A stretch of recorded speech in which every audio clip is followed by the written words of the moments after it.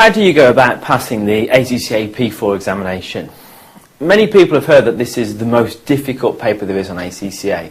And although there are technical things on this question that are potentially harder than any other paper that you may have to study for, there are several parts of this exam that are obviously very passable, otherwise nobody would actually pass the paper.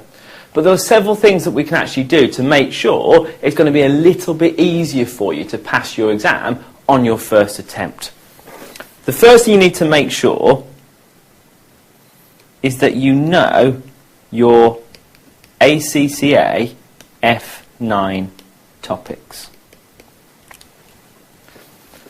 This paper builds upon the knowledge that you've learned on ACCA F9 financial management. Therefore, you will be in a very weak position if you try to do this paper without having learned and understood all the topics that you did at ACCA F9.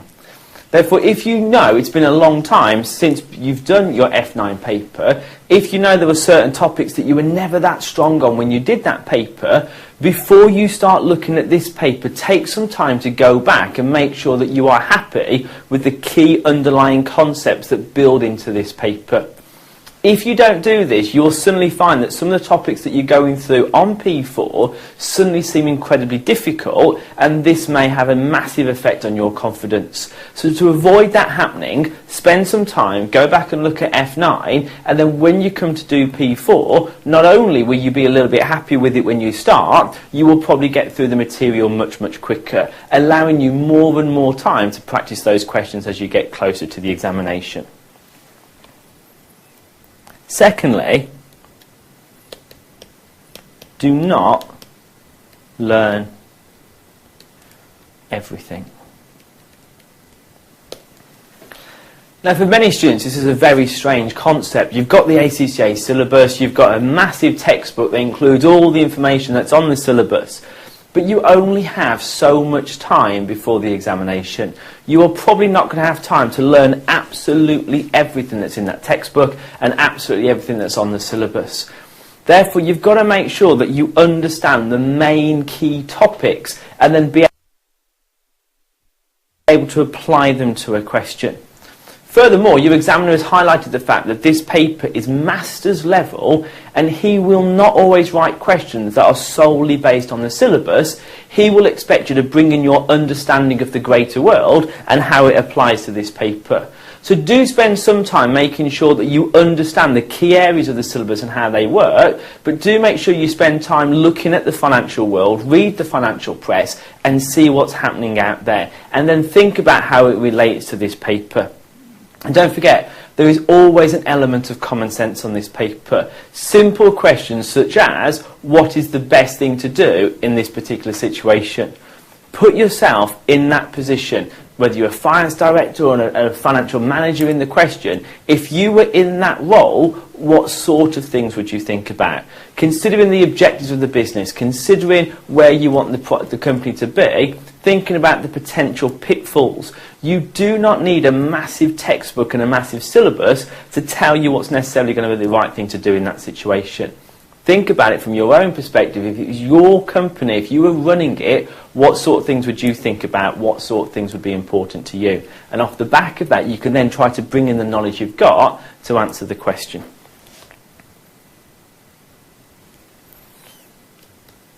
The next thing to consider is do not try to get the right answer. And again, this may seem very, very strange. I've got to get the right answer. I'm in an exam. I have to get the numbers right. I have to get the wordy bits right.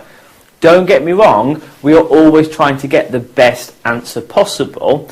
But when you are studying for this paper, as you start going through the subject matter, don't be worried if you're not getting the same answers as the questions that you are looking at. These questions are demanding, and as you study, you will get better and better and better. But if you try to get the right answer straight away, you will spend a disproportionate amount of your time worrying about little things where you've actually gone wrong.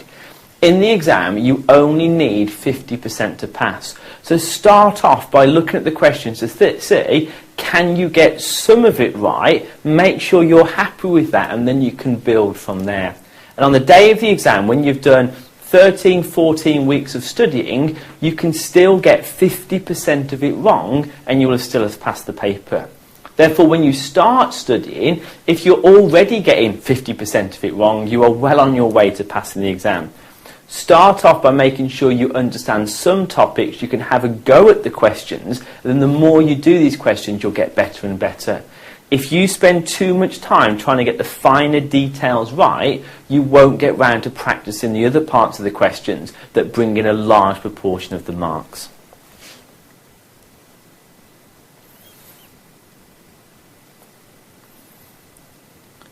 Next thing to consider is do all the easy parts. And you may be thinking this is ACCA P4, there are no easy parts. There are always some easy bits on every single examination question. There's some assumed knowledge from F9 that you should be competent with, so make sure you get that done.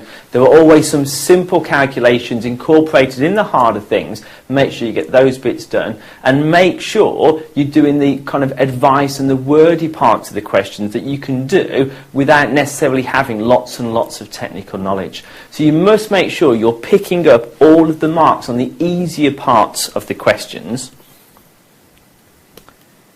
And then you must attempt the hard parts. There is no point leaving the hard parts out. If you leave them out completely, you will score no marks for the hard parts whatsoever. You may as well have a go at them. You may be picking up some credit. And a lot of people will feel they don't want to have a go because they think they might get it wrong. But consider what we said before, you probably are going to get it wrong. There's always some fine detail that you'll get wrong on the exam, but it's okay to get it wrong because we don't need to get 100% on the day of the exam. Get all the easy bits done, have a go at the hard bits to demonstrate that you have some knowledge on those topics and pick up marks that way round.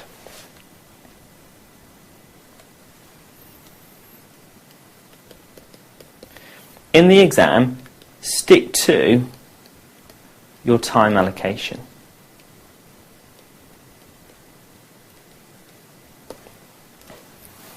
Each question has got allocated marks, and if you divide the full 3 hours you have by the exam by the 100 marks of, that you will attempt, that works out to be approximately 1.8 minutes per mark. Now, some people like to adjust this to give themselves a little bit of extra reading time or a bit of spare capacity. Whatever works for you, do that in the examination, but work out your time allocation and stick to it religiously in the exam.